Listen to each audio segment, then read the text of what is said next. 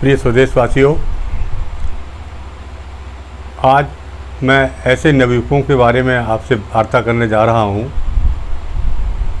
जिन्होंने प्राण देने की होड़ में अपना नाम हम लोगों को अमृत से प्रदान किया है। बंधुओं,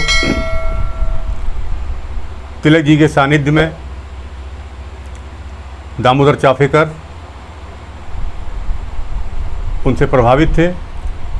तिलक जी का जो शौर्य, तिलक जी की जो प्रेरणा, उस प्रेरणा से प्रभावित होकर के दामोदर चाफेकर से उनका प्रभाव पड़ा उनके दोनों भाइयों पर, बालकृष्ण चाफेकर पर और वासुदेव चाफेकर पर। दामोदर चाफेकर करीब 29 साल के हैं, बालकृष्ण चाफेकर 23 साल के हैं और उनके सबसे छोटे भाई वासुदेव चाफेकर 19 साल के हैं। और वासुदेव चाफेकर के एक मित्र भी हैं, गोविंद विनायक रानाडे। गोविंद विनायक रानाडे भी, वो भी 19 साल के हैं। लेकिन बंधुओं, देश के प्रति कर्तव्यपरायणता, उससे अभिभूत होकर के, ओतप्रोत होकर के इन बंधुओं ने, चाफेकर बंधुओं ने देश के लिए जो काम किया वो हमें आज भी गौरवान्वित करता है। वस्तुतः ये हुआ था कि प्लेग की महामारी फैली हुई थी। प्लेग की महामारी में जो कमिश्नर रैंड था, प्लेग कमिश्नर रैंड, वो अपने सहायक के साथ हिंदुओं के परिवार में घुस जाता था।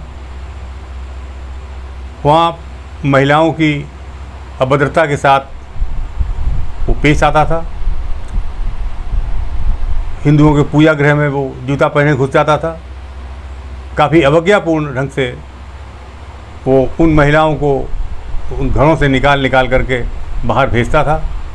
इससे एक बहुत आक्रोश फैल गया था समाज में। तिलक जी ने रैंड को अपने एक संपादकीय में इस बात से आगाह भी किया था कि उनका ये काम हिंदुओं में विक्षोभ पैदा कर रहा है, आक्रोश पैदा कर रहा है।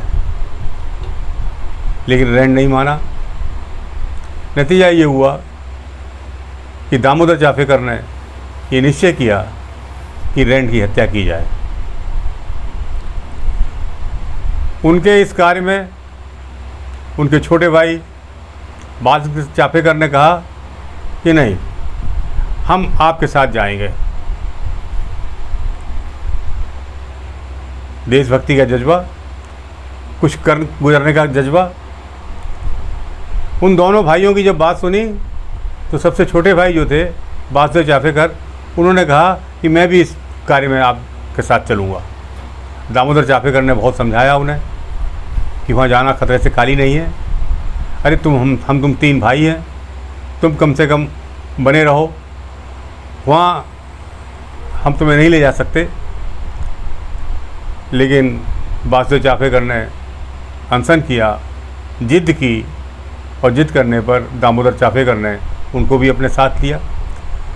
लेकिन इससे भी एक महत्वपूर्ण बात ये कि गोविंद विनायक रानाडे, जो वासुदेव चाफेकर के मित्र थे, समवयस्क थे, उन्होंने कहा अरे यार, तुम भी जा रहे हो तो मैं भी इस काम में चलूँगा।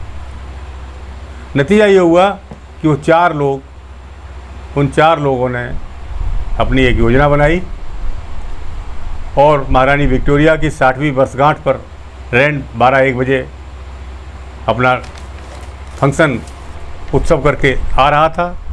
और रात में उनको चाफेकर बंधुओं ने और रानाडे ने उनकी बग्गी को घेर लिया और उस बग्गी पर चढ़कर कमिश्नर रैंड की हत्या हो गई। उनके सहायक जो उनके संग थे, उनकी भी हत्या हो गई। और इस तरह से रैंड की हत्या हुई। ये लोग पकड़ने में नहीं आ रहे थे, तो दो द्रविड़ बंधु थे, दोनों भाई थे, उन लोगों ने दामोदर चाफेकर की मुखबिरी की। दामोदर चाफेकर पकड़ लिए गए तो 1898 में दामोदर चाफेकर को फांसी दी गई। तो दामोदर चाफेकर को पकड़वाने वाले जो दो लोग थे, द्रविड़ बंधु थे, उन बंधुओं को बालकृष्ण चाफेकर ने उनकी हत्या की, उनकी भी गिरफ्तारी हुई।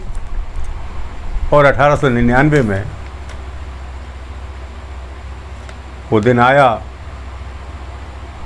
जब इन बलिदानियों ने मौत के ललाट पर अमरत्व के निशान बनाए। सबसे पहले 8 मई को सबसे छोटे भाई विनायक चाफेकर, सबसे छोटे भाई वासुदेव चाफेकर को फांसी दी गई। 10 मई को गोविंद विनायक रानाडे को फांसी दी गई और 12 मई को बालकृष्ण चाफेकर को फांसी दी गई। इस तरह से एक ही परिवार के तीनों लड़के, उन्होंने बड़ी प्रतिद्वंदितापूर्वक मृत्यु का खेल खेला। एक क्षण भी ये नहीं सोचा कि हमारी मृत्यु से क्या स्थिति बनेगी, कभी घबराए नहीं। ऐसे चाफेकर बंधु हमारे इतिहास के सलाहका पुरुष बन गए। और आपको जान के मालूम होगा, आश्चर्य भी होगा कि आगे आने वाले सालों में 19 साल के इन नवयुवकों से प्रेरणा लेकर के खुदीराम बोस जैसे, प्रमोद भट्टाचार्य जैसे ऐसे लोग 15 साल के लड़कों ने बलिदान दिया, अपना राष्ट्र प्रेम की निर्वाह किया। इन चाफेकर बंधुओं को हम विनम्र अपनी श्रद्धांजलि अर्पित करते हैं।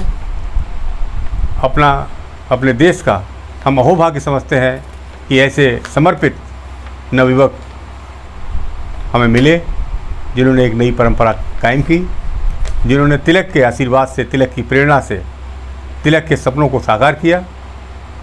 बंधुओं, हम उनको विनम्र अपनी श्रद्धांजलि देते हैं और आशा करते हैं कि हमारा देश उनकी श्रद्धांजलि से के परिणाम स्वरूप जो कालांतर में हमें आज़ादी मिली है, उस आज़ादी को बनाए रखने के लिए अपना संपूर्ण राष्ट्र को समर्पित करने के लिए उद्यत रहेंगे।